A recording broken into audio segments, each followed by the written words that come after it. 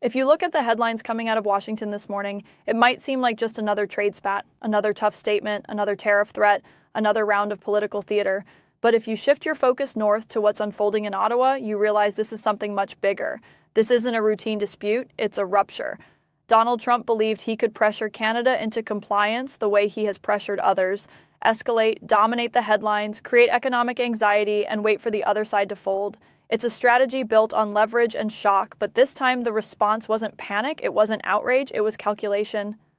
Mark Carney didn't raise his voice, he didn't fire back with dramatic language, he didn't rush to negotiate. Instead, he reached for a policy tool no Canadian Prime Minister has ever used this aggressively, and when he activated it, the strategic balance shifted almost instantly.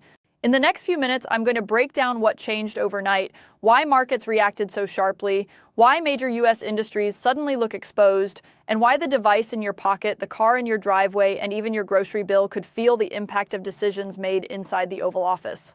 Let's strip away the noise and focus on the timeline.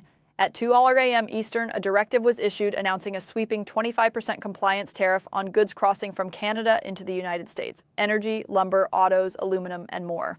The objective was clear: apply maximum pressure, destabilize confidence, and force Ottawa back to the negotiating table. But by 8 a.m., the script flipped. Standing at a podium in Ottawa, Mark Carney calmly announced the activation of a strategic resource review. Rather than directly retaliating with matching tariffs, Canada signaled that key critical mineral exports, lithium, cobalt, uranium, would be redirected under long-term agreements prioritizing other partners, including the European Union and Japan. He didn't fight the tariff head-on. He made it strategically less effective, because in the 21st century economy, leverage isn't just about size, it's about supply chains, it's about choke points, it's about who controls the materials that power electric vehicles, defense systems, batteries, and advanced manufacturing. Markets responded immediately. Tech and auto stocks felt pressure. Analysts recalculated sourcing costs. Investors began asking a difficult question: what happens if North America's most integrated supply relationship starts to fragment? This isn't just about tariffs anymore. It's about trust, alignment, and long-term positioning.